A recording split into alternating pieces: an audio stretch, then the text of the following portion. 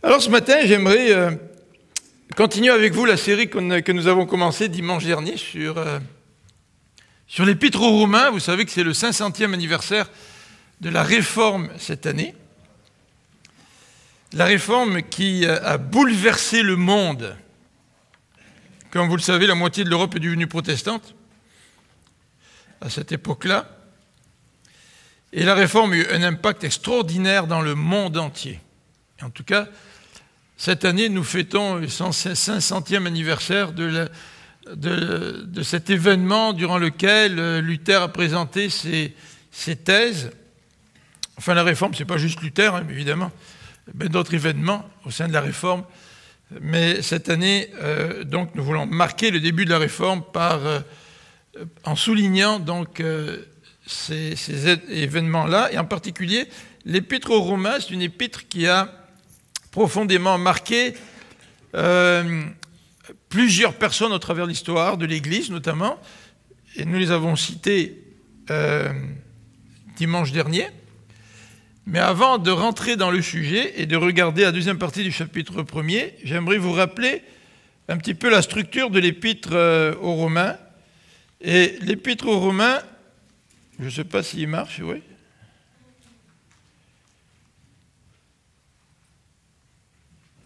C'est supposé marcher. Voilà. Alors nous avons regardé dimanche dernier l'introduction à l'Épître aux Romains, une introduction assez longue, beaucoup plus longue que les épîtres de Paul.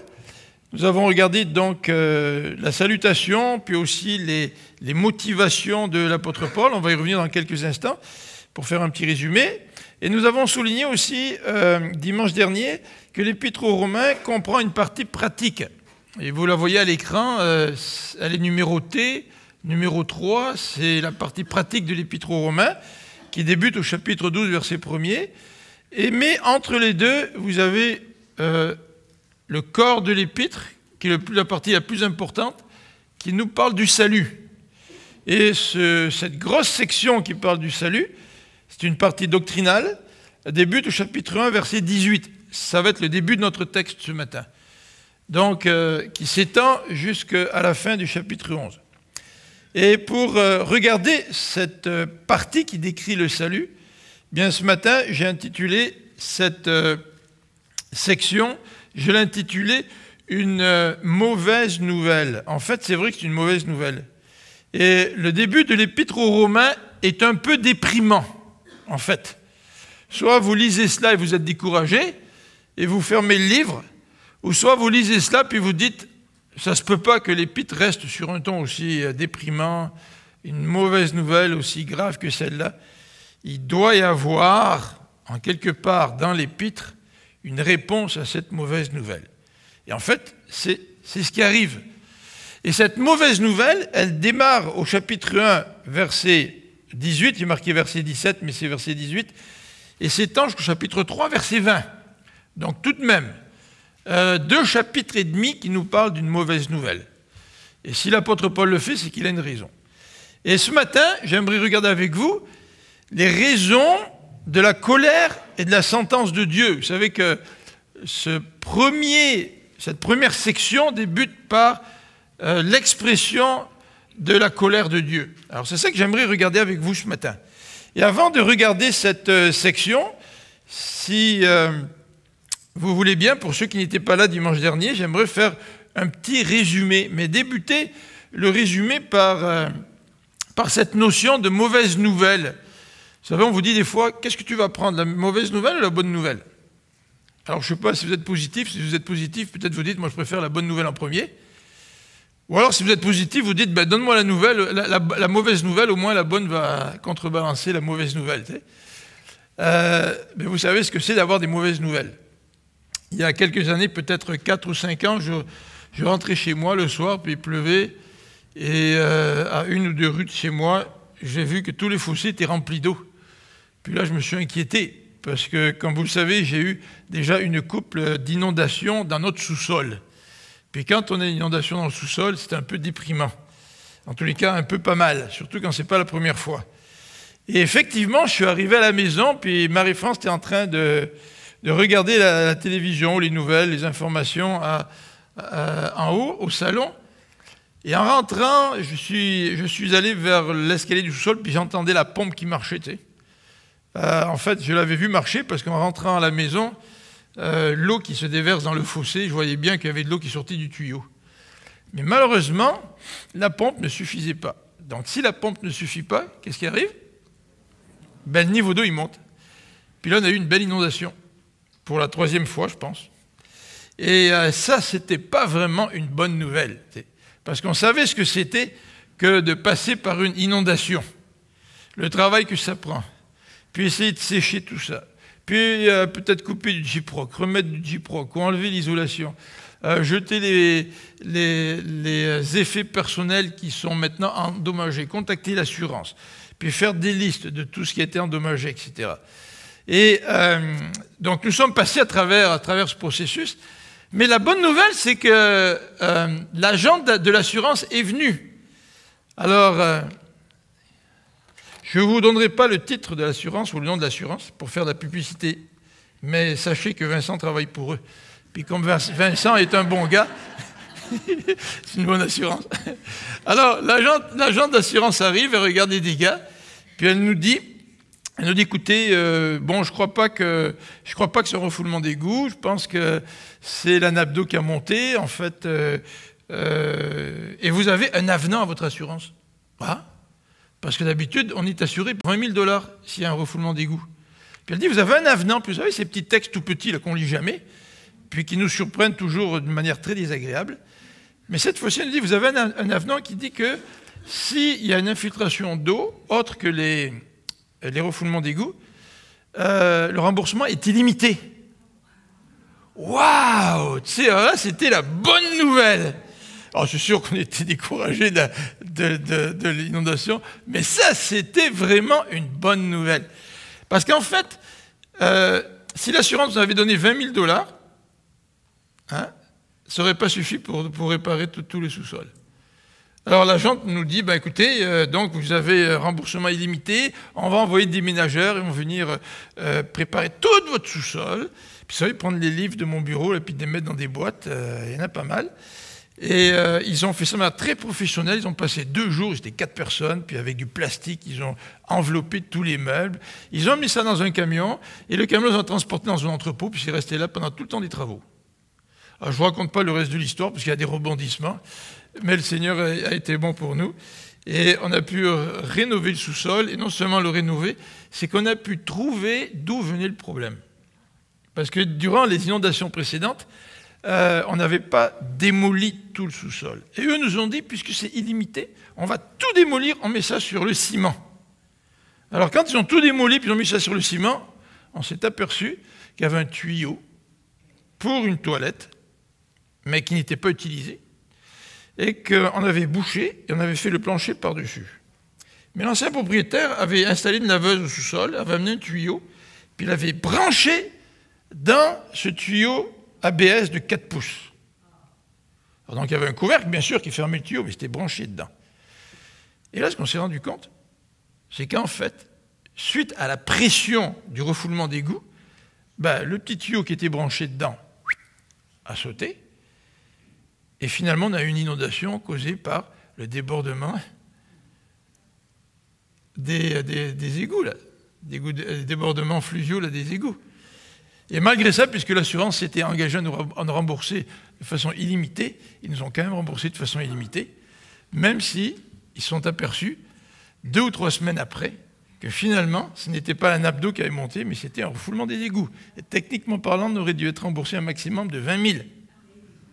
Mais comme l'agent d'assurance s'était prononcé, et nous avait assuré qu'on allait être couvert d'une façon illimitée, l'assurance n'est pas revenue sur sa parole. Je vous avais dit que Vincent, il est bon. Alors c'était ça la bonne nouvelle. Et quand on a des bonnes nouvelles, on apprécie les bonnes nouvelles. Et l'Épître aux Romains, évidemment, commence par une mauvaise nouvelle, une très mauvaise nouvelle. Et si vous ne connaissez pas bien la Bible et que vous ne connaissez pas Dieu, ben je vous invite à dépasser le chapitre 3 de l'Épître aux Romains pour arriver à la bonne nouvelle. Alors, qu'est-ce qu'on a fait dimanche dernier? On a regardé en introduction l'influence de l'Épître aux Romains, notamment sur 4 personnages importants dans l'histoire de l'Église, Saint Augustin, Luther, Wesley, puis Bunyan, l'auteur du voyage du pèlerins. Et nous avons examiné ensemble dimanche dernier, dans la première partie, la présentation que Paul fait de son ministère et de lui-même, et les destinataires à qui il parle. Parce qu'à cette époque, quand on écrivait une lettre, on identifiait l'auteur et aussi les destinataires, vous qui êtes à tel et tel endroit, qui sont bien aimés de Dieu, etc. Donc on identifie les destinataires. Donc ça a été la première étape de notre présentation dimanche dernier. La deuxième étape, ça a été de regarder dans cette introduction la motivation de Paul. J'espère que vous avez été motivés en regardant le cœur de l'apôtre Paul qui nous est décrit dans ces quelques premiers versets de l'Épître aux Romains. Alors aujourd'hui, ce que nous allons faire, c'est regarder la colère de Dieu. C'est ça la mauvaise nouvelle, c'est qu'on parle de la colère de Dieu. Et non seulement de la colère de Dieu, mais de la sentence que Dieu pose. Parce que quand Dieu est en colère, Dieu pose une sentence. Dans sa grâce, il peut revenir sur sa colère. L'Ancien Testament est rempli d'exemples qui illustrent cela. Dieu, dans sa miséricorde, peut revenir sur sa colère et faire grâce. Mais dans ce passage, il est fait mention de la colère de Dieu et de la sentence au début, verset 18, et à la fin de ce passage. Et dans le texte qui est devant nous, que nous allons lire dans quelques instants, il est question de la suppression de la vérité. Nous allons réfléchir à cela un petit peu. Comment les hommes suppriment la vérité? Et le deuxième élément, c'est l'expression de la colère de Dieu, parce que ce passage va décrire comment la colère de Dieu se manifeste. Ce n'est pas vraiment une bonne nouvelle. C'est un peu déprimant. Mais par exemple, c'est réaliste. Et si vous êtes réaliste, et que vous savez que vous êtes malade et que vous allez voir votre médecin, à un moment donné, vous dites à votre médecin, dis-moi ce que j'ai. Tu sais, je veux avoir l'heure juste. Et le médecin vous dit ce que vous avez, puis le médecin vous dit combien de chances vous avez pour guérir. Et si vous avez 40% de chance, ou 75% de chance, ou 90% de chance, c'est souvent après la mauvaise nouvelle que la bonne s'en vient. Alors je vous invite à ouvrir dans Romains au chapitre 1er. Nous allons lire d'abord au verset 18 à 23. Puis pour nous dégourdir un peu, je vais vous demander à vous lever. Sam, il a une raison plus spirituelle, c'est pour respecter la parole de Dieu. Dans les églises haïtiennes, on est un peu plus traditionnel, hein, c'est vrai. Puis on se lève à la lecture de la parole de Dieu, mais en même temps, ça nous permet de nous détendre un petit peu. Donc, à partir du verset 18 du chapitre 1 de Romains, ça va être la première partie de ce texte. Alors, je lis dans la Bible du Semeur, « En effet, du haut du ciel, Dieu révèle sa colère contre les hommes qui ne l'honorent pas et ne respectent pas sa volonté. Ils étouffent ainsi malhonnêtement la vérité. En effet, ce qu'on peut connaître de Dieu est clair pour eux, Dieu lui-même le leur ayant fait connaître. Car depuis la création du monde, les perfections invisibles de Dieu, sa puissance éternelle, sa divinité, se voient dans ses œuvres, quand on y réfléchit. Ils n'ont donc aucune excuse, car alors qu'ils connaissent Dieu, ils ne lui rendent pas l'honneur que l'on doit à Dieu et ne lui expriment pas leur reconnaissance. Ils se sont égarés dans des raisonnements absurdes, et leur pensée dépourvue d'intelligence s'est trouvée obscurcie. Ils se prétendent sages, mais ils sont devenus fous. Ainsi, au lieu d'adorer le Dieu immortel et glorieux, ils adorent des idoles, images d'hommes mortels, d'oiseaux, de quadrupèdes et de reptiles. Alors là, s'arrête la première partie, puis je vous invite à vous rasseoir. Donc, Seigneur notre Dieu, par cette parole ce matin, nous voudrions te demander de nous parler. Nous ne voulons pas être comme des autruches qui enfoncent leur tête dans le sable, mais nous voulons connaître la réalité pour mieux comprendre aussi l'immensité de ton amour envers nous. Donc, touche-nous ce matin par ta parole, nous t'en prions. Amen. Alors la suppression de la vérité, c'est ce que le début, le verset 18 nous dit, de ces quelques versets. Le texte nous dit, ils étouffent malheureusement la vérité, ou ils suppriment la vérité, ou ils tiennent la vérité captive. C'est-à-dire tu ne veux pas que cette vérité éclate. Donc l'être humain suppresse en quelque sorte la c'est la suppression de la vérité. Alors, cette attitude de l'être humain provoque la colère de Dieu. Regardez au verset 18. Le texte débute très fort. En effet, du haut du ciel, Dieu révèle sa colère. Donc Dieu est un Dieu qui est en colère, nous dit le passage.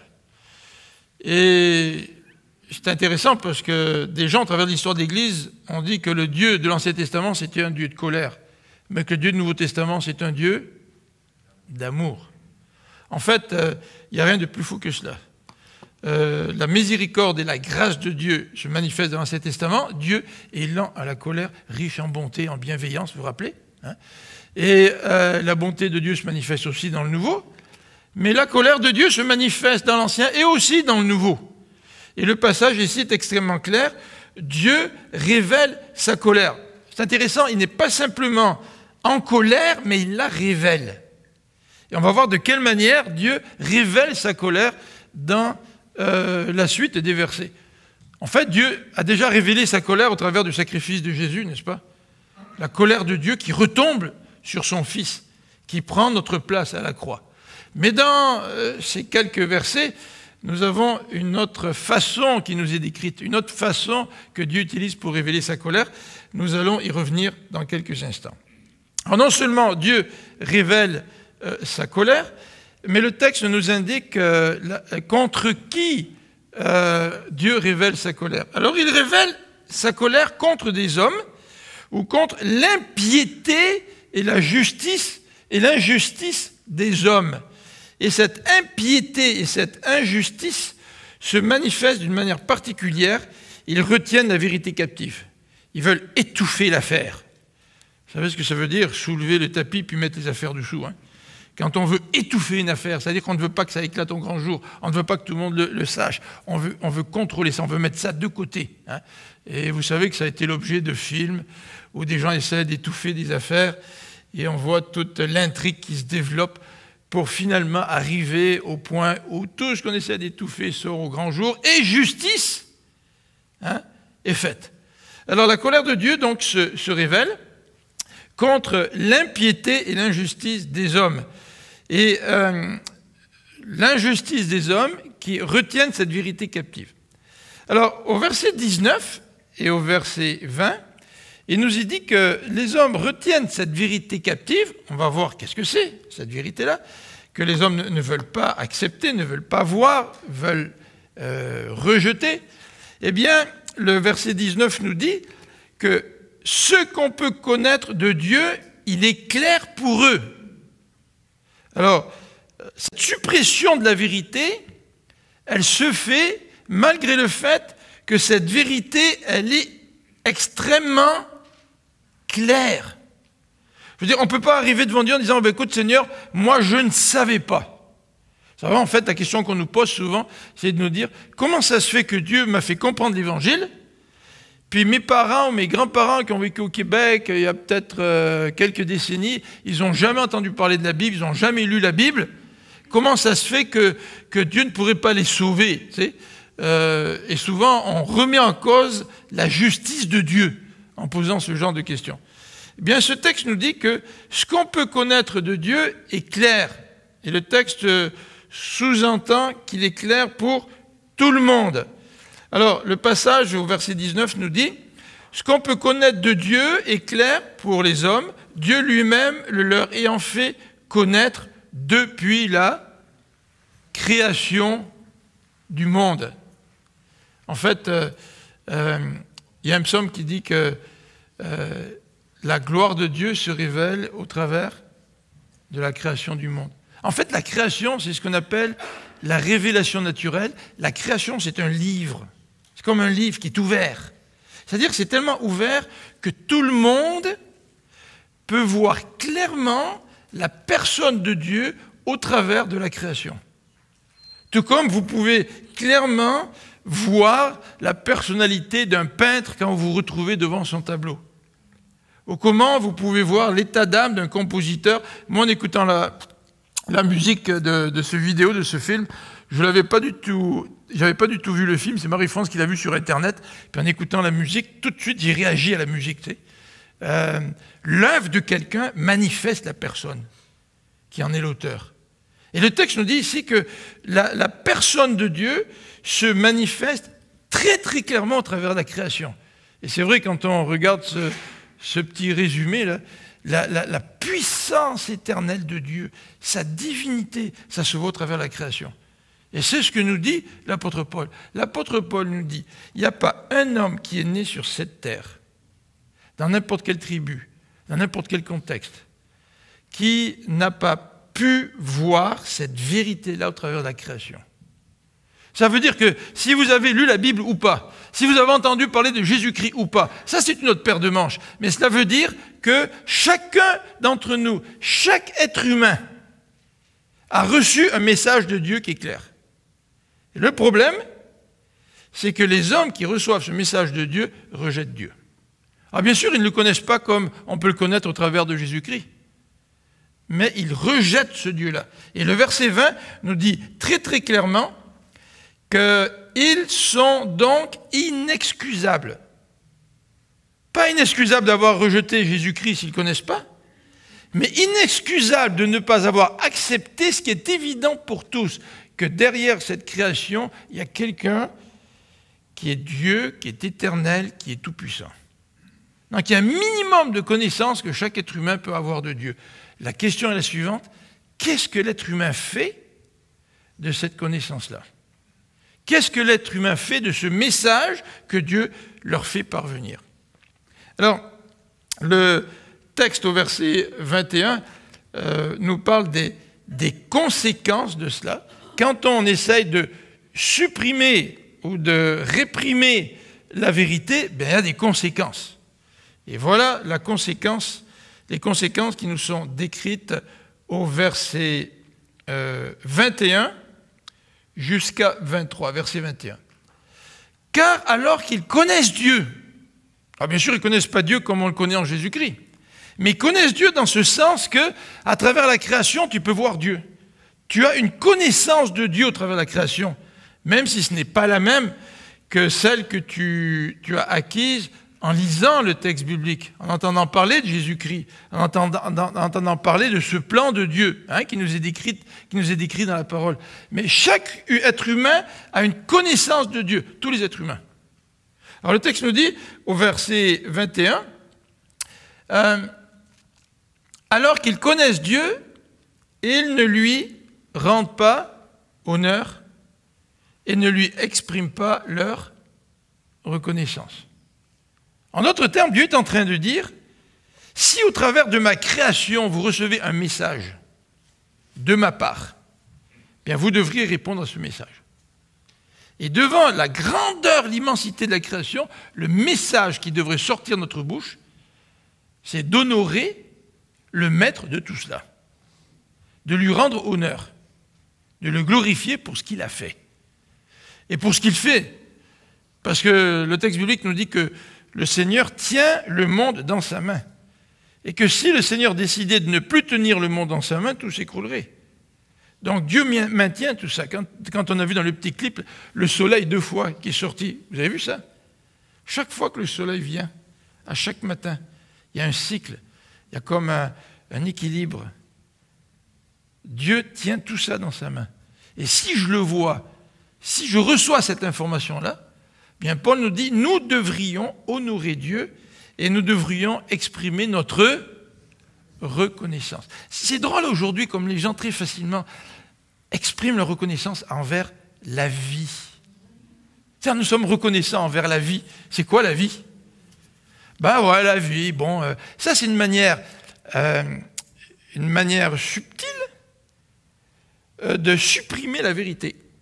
C'est-à-dire, je préfère parler d'un concept un petit peu vague, plutôt que de parler d'un être divin qui nous aurait créés et envers qui j'aurais certainement une responsabilité.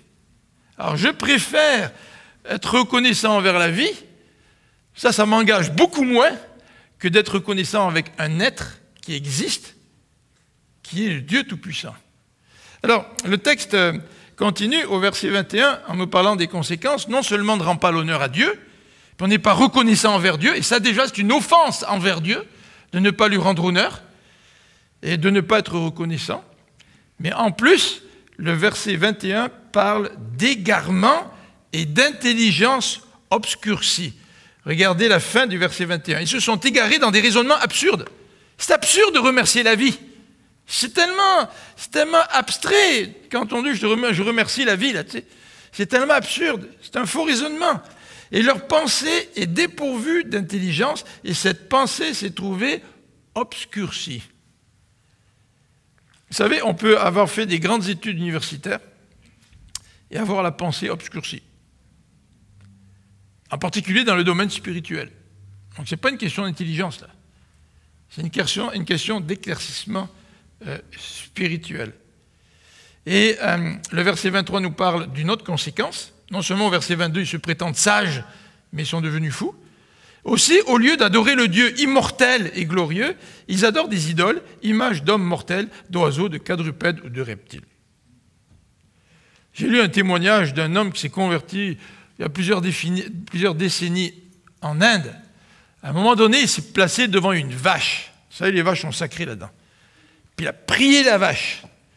Puis à un moment donné, il s'est rendu compte que ça ne servait à rien de prier la vache. Non mais c'est ça, c'est que l'être humain se bâtit des dieux. Parce que qu'est-ce que dit Ésaïe? Les idoles, ça a été fait de main d'homme, là. C'est un morceau de bois. Tu as ramassé un quelque part, puis tu le tailles, le morceau de bois, tu t'en fais une idole, tu le mets devant toi, puis tu commences à l'adorer, la prier, etc. Tu offres de la nourriture, tu offres de l'argent, tu la pries. Ça, c'est des idoles faites de main d'homme. Mais si les idoles sont faites de main d'homme, par conséquent, les idoles sont inférieures à celui qui l'a créé, tu sais. Et c'est assez insultant de remplacer l'honneur qu'on doit rendre à Dieu, puis la reconnaissance que l'on devrait manifester envers Dieu, par des idoles qui sont faites de ma propre main et qui n'ont même pas de yeux pour voir, des paroles pour parler, et qui sont incapables d'agir envers moi. Je me bâtis mes propres idoles. Vous voyez comment notre intelligence, elle est pervertie, comment nous sommes égarés dans nos pensées.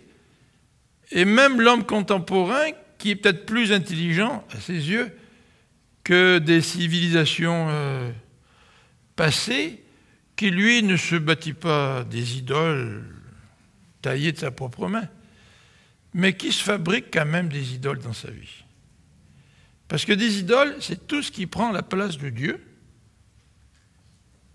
et que nous considérons important et pour lesquels nous vivons et auxquels nous donnons la première place.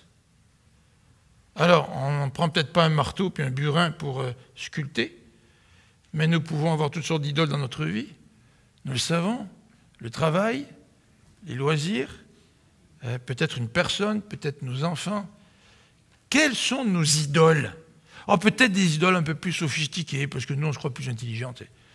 Mais dans le fin fond, que tu te sculptes un morceau de bois, puis que tu te fasses une idole, ou que tu te fasses dans ton cœur d'autres idoles plus immatérielles, mais qui remplacent la vie de Dieu, c'est dû pareil au même. Alors ici, le passage que nous venons de voir nous décrit la suppression de la vérité. La vérité, c'est que Dieu est le Créateur, que Dieu nous parle au travers de son œuvre. L'œuvre de ses mains là, révèle la majesté de Dieu. Mais quand Dieu nous parle, nous refusons d'écouter ce qu'il nous dit. Et nous remplaçons Dieu par des idoles. La deuxième partie de ce passage nous est décrite à partir du verset 24. Et je vais demander de vous lever pour vous détendre un peu.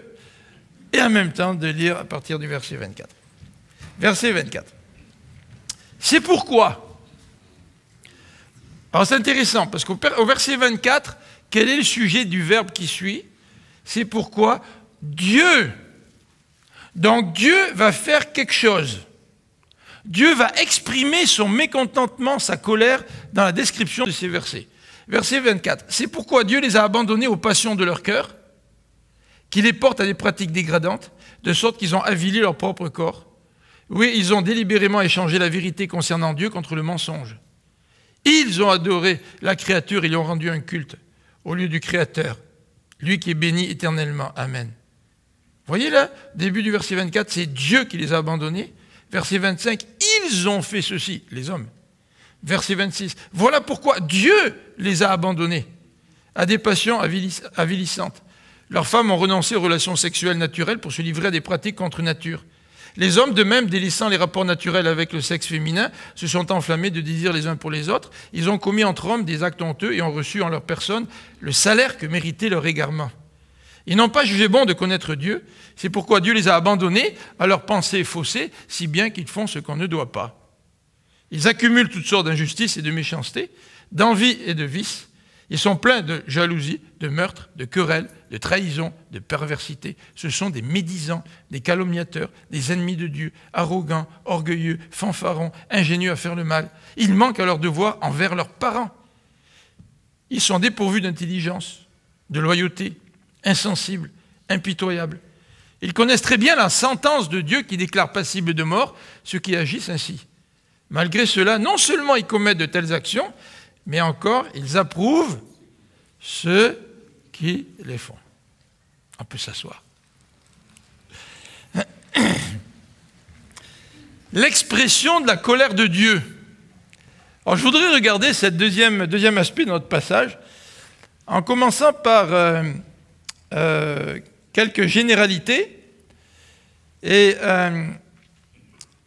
m'attarder un petit peu sur cette expression que nous retrouvons au verset 24 et que nous retrouvons 3 fois, au verset 24, au verset 26 et au verset 28. Voilà pourquoi Dieu les a abandonnés. Alors je vais essayer d'amener la diapo. Voilà. Alors l'expression qu'on retrouve au verset 24, 26 et 28. Dieu les a abandonnés. Alors, l'expression que nous retrouvons, c'est peut-être pas abandonné dans les Bibles que vous avez. Qu'est-ce que vous avez comme expression? Dieu les a livrés? Hein, ça que vous avez? Eh bien, l'expression que nous retrouvons ici, elle est employée dans l'Ancien Testament, dans la version grecque de l'Ancien Testament. Et dans la version grecque de l'Ancien Testament, cette expression fait clairement allusion à la captivité. Dieu les a abandonnés entre les mains des Assyriens, des Babyloniens. Ou Dieu les a livrés entre les mains des Assyriens ou des Babyloniens. Qu'est-ce que ça veut dire? Ça veut dire que Dieu les a rendus captifs de ces peuples-là. Et dans ce passage, lorsque Paul reprend cette expression qui est traduite dans la version que je vous ai lue par Dieu les a abandonnés, ça veut dire que Dieu les a rendus captifs. Ça veut dire que Dieu les a rendus esclaves. C'est ça que ça veut dire. Ça veut dire que l'être humain, lorsqu'il veut rejeter la révélation de Dieu au travers de la nature, une des conséquences, c'est que Dieu va les rendre captifs. Et Dieu va rendre les êtres humains captifs de quoi? Bien, c'est ce que nous allons regarder dans quelques instants. Mais ce que je voudrais souligner, avant d'aller un petit peu plus loin, c'est que l'attitude de l'être humain a des conséquences qui sont naturelles. C'est vrai. Hein? Admettons que tu es esclave de l'alcool ou esclave de la drogue, puis qu'à un moment donné, tu conduis en état d'ébriété, tu as un accident, tu tues quelqu'un, ben, tu fais face aux conséquences, n'est-ce pas? Mais dans l'expression qui est employée ici au verset 24, qui nous dit que Dieu les a abandonnés, nous voyons que l'accent n'est pas mis sur les conséquences naturelles du comportement humain, mais sur la réaction de Dieu. Donc quand l'être humain ne reconnaît pas Dieu comme étant le vrai Dieu, il y aura des conséquences causées par cela, mais il y aura aussi une réaction de Dieu en même temps. Donc l'être humain va en quelque sorte être confronté aux propres conséquences de ses choix, mais aussi à l'expression de la colère de Dieu. Alors, donc ce ne sont pas seulement des conséquences naturelles, mais ce sont aussi des actes divins que Dieu pose. Au verset 24, regardez le verset 24, le texte nous dit que Dieu les a abandonnés, donc il les a rendus esclaves, il les a rendus captifs. Nous, abandonnés, c'est pas si fort que ça. Mais si on revient au sens tout à fait acceptable que l'on retrouve dans l'Ancien Testament, de captivité, là, ça nous marque davantage. Hein? Donc Dieu fait en sorte que ces hommes-là, il les a rendus captifs des passions de leur cœur, qui les portent à des pratiques dégradantes, de sorte qu'ils ont avili ou qu'ils ont déshonoré leur propre corps. C'est-à-dire que quand on pêche, nous déshonorons notre propre corps. C'est Dieu nous a donné un corps, et la façon d'honorer notre corps, c'est de marcher avec Dieu. Et la Bible nous dit, la façon d'honorer notre corps, c'est de marcher dans la sainteté. Et ici, très très clairement, le verset nous présente une description générale de l'impureté et du déshonneur. Oh, l'honneur, aujourd'hui, ce n'est pas quelque chose qui est très important pour nous. Ce qui est important pour nous, c'est notre liberté individuelle. Okay? Du moment que je décide moi-même. J'ai regardé, comme ça en passant hier, une émission à télévision, après quoi, même pas une minute, c'était un animateur, un humoriste qui était interviewé, et l'humoriste disait qu'il est tombé dans la drogue. Il est tombé dans la drogue malgré les avertissements que des drogués lui ont même prodigués. Il est quand même tombé dans la drogue. Et c'est étrange comme parfois Dieu nous rend esclaves de nos propres passions. Et c'est vraiment de l'esclavage, au point où nous déshonorons notre propre corps. Et par contre, je ne sais pas si vous êtes comme moi, mais il y a des gens qui disent « Moi, je n'ai jamais voulu prendre de la drogue parce que je sais qu'en prenant de la drogue, je vais perdre le contrôle, puis je n'ai pas envie de perdre le contrôle. » Je ne sais pas quelles sont les différentes motivations qui nous empêchent de tomber dans le péché, mais ici, il y a une question d'honneur. D'honorer le corps que Dieu nous a donné, ou de le déshonorer si nous péchons, comme il est question ici dans ce passage. Alors, ensuite, au verset 25, nous avons un rappel, en fait, 2 répétitions, puis un nouveau fait dans le passage. Regardez la répétition.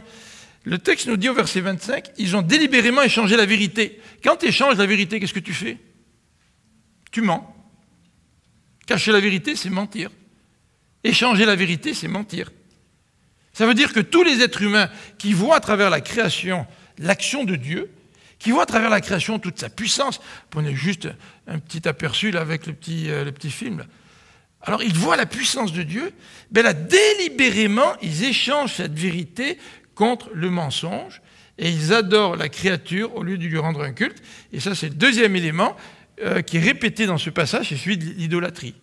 Voyez, au verset 18, il est question de supprimer la vérité, et au verset 23, il est question d'idolâtrie. Alors ces 2 éléments sont répétés dans ce passage, dans ce verset 25. Ils ont délibérément, c'est-à-dire ils ont choisi.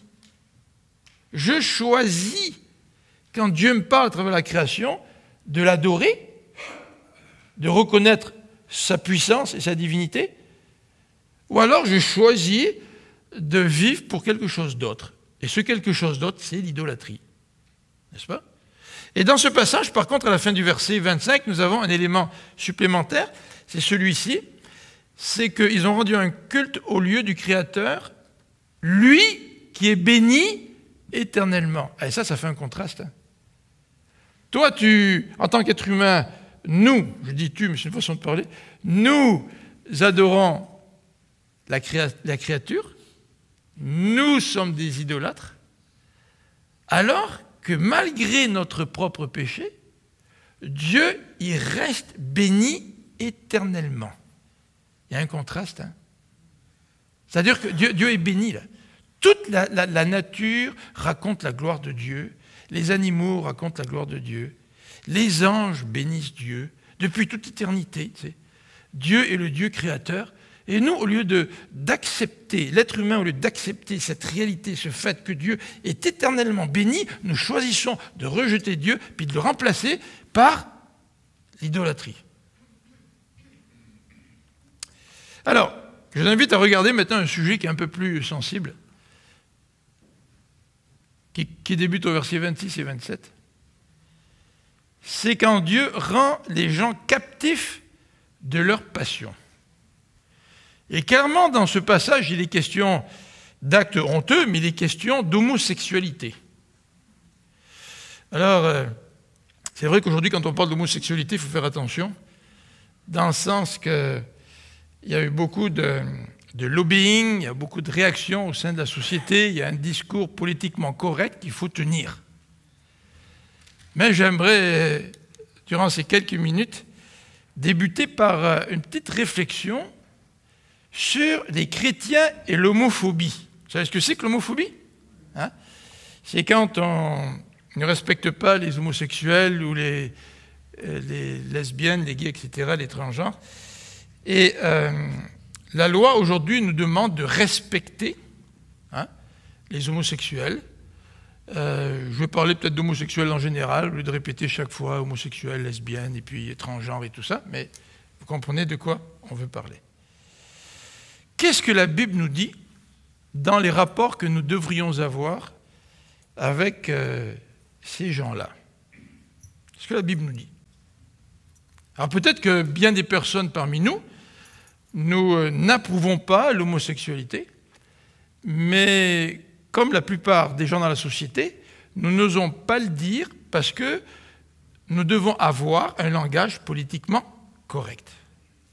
Et nous avons peut-être peur d'exprimer notre point de vue parce que nous avons peur d'être poursuivis en cours, être accusés de haine envers les homosexuels. En fait, qu'est-ce que la Bible nous dit? La Bible nous dit premièrement que les chrétiens sont des gens pécheurs. D'accord? La Bible nous dit deuxièmement que Dieu nous a aimés. Et parce que Dieu nous a aimés, qu'est-ce que la Bible nous dit troisièmement? Que nous aussi, nous devons aimer tout être humain qui est créé à l'image de Dieu.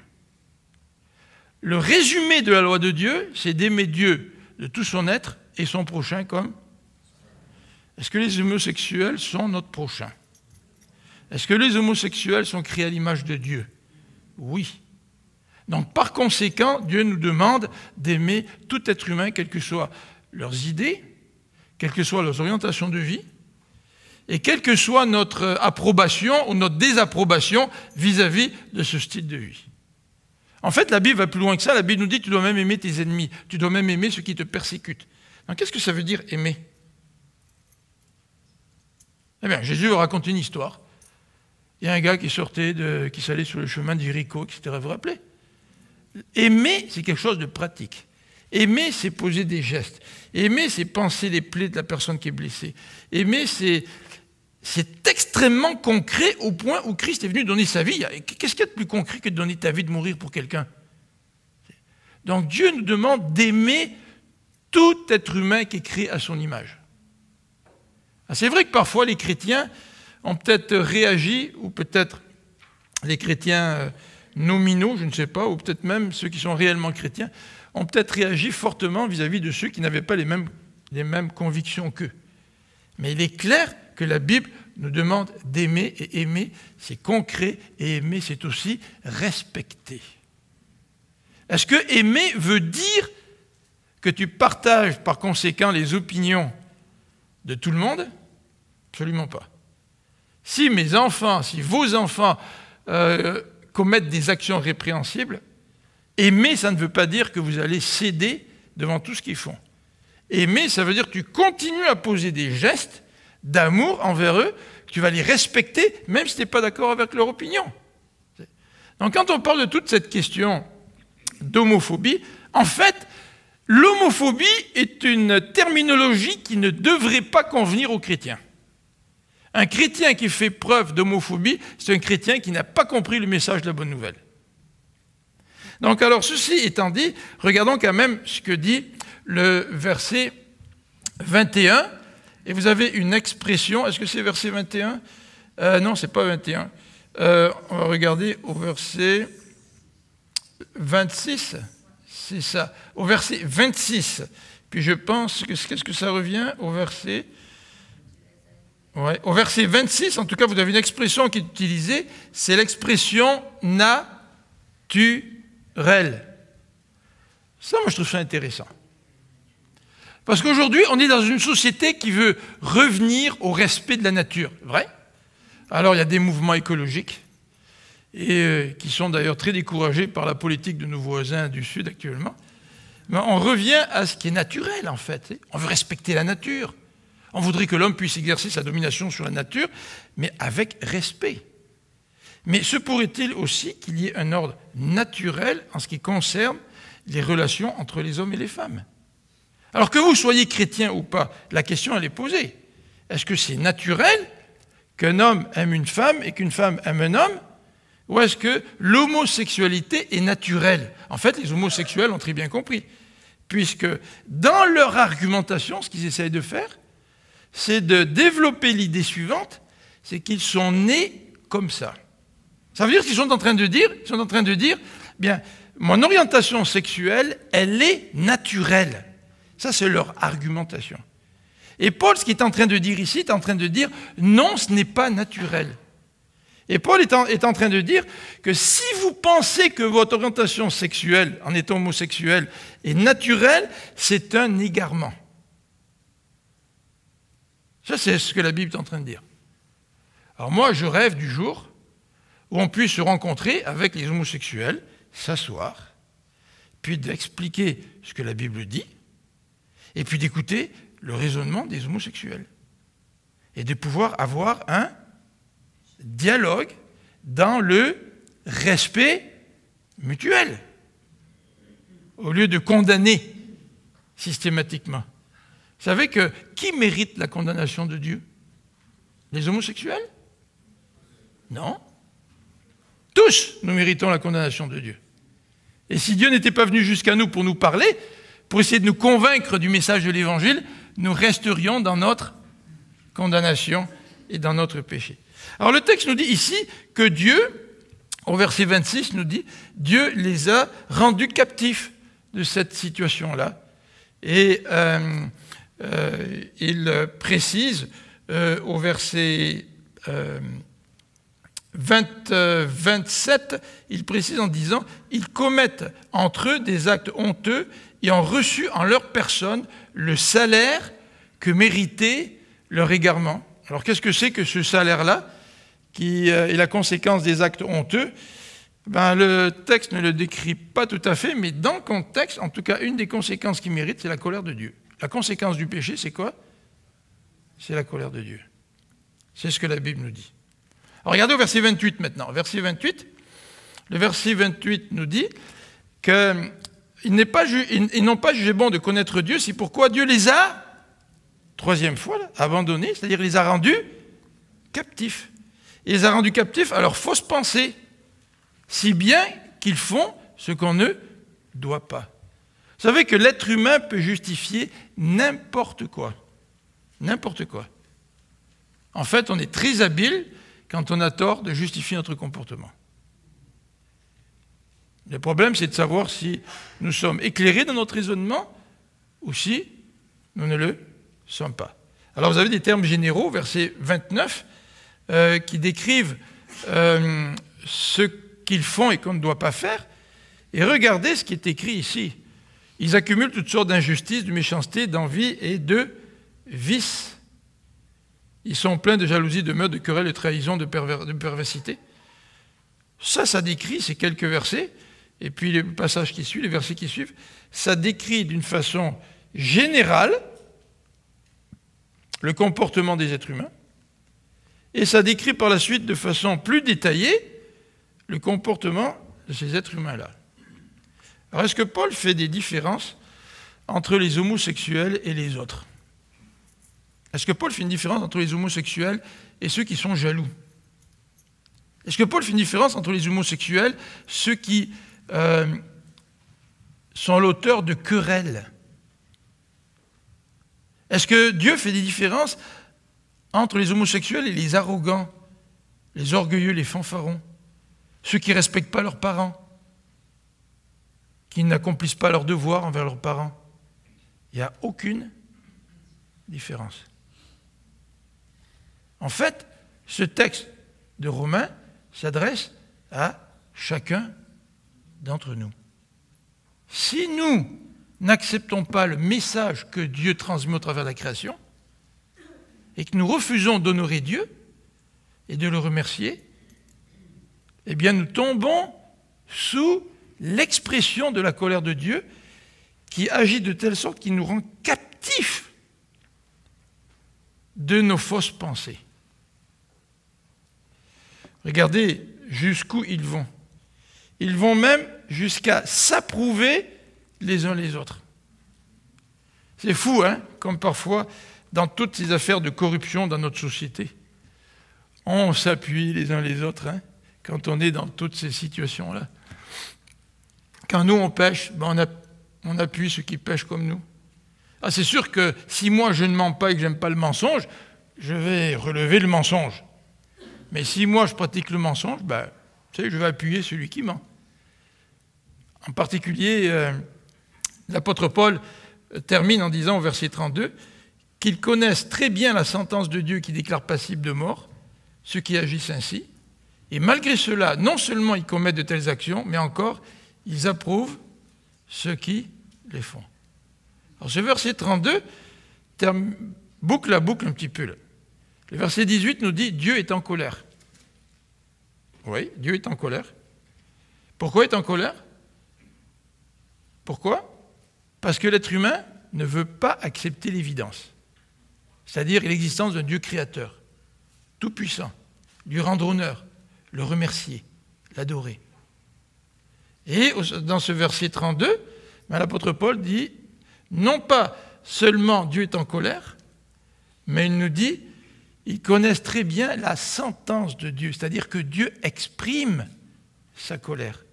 Et non seulement il nous rend captifs de nos fausses pensées, Dieu prononce une sentence, c'est une sentence de mort. Et devant Dieu, nous méritons tous la mort. Pourquoi mettre l'accent davantage sur certaines personnes et pas d'autres? Pourquoi ne pas regarder d'abord à notre propre cœur au lieu d'accuser les autres? Et d'admettre que nous provoquons la colère de Dieu et que nous méritons la sentence de mort parce que nous sommes comme ceux-là qui sont décrits dans ce passage. Nous posons les mêmes gestes, nous nous comportons de la même manière. C'est déprimant, hein? C'est déprimant. Mais n'est-ce pas la raison pour laquelle Jésus est venu? C'est pour nous pardonner. N'est-ce pas la raison pour laquelle Jésus est venu? Pour prendre sur lui la mort qu'on méritait? Pour pouvoir nous donner la vie? N'est-ce pas la raison pour laquelle Dieu veut nous expliquer donc sa colère pour que nous puissions comprendre son amour? Si vous gommez la colère de Dieu de la Bible, vous pouvez gommer aussi l'amour de Dieu de la Bible. Mais la colère de Dieu, qui se révèle contre toute impiété, ne fait que mettre en évidence la grandeur d'un Dieu qui veut nous pardonner. Et la question qui est devant nous ce matin, est-ce que nous avons reçu le pardon de Dieu? Est-ce que nous avons accepté le pardon de Dieu dans notre vie? Est-ce que nous agissons maintenant par reconnaissance envers Dieu et en l'honorant, parce qu'il mérite, ce Dieu-là, ce Dieu créateur, toute notre adoration? On va prier ensemble.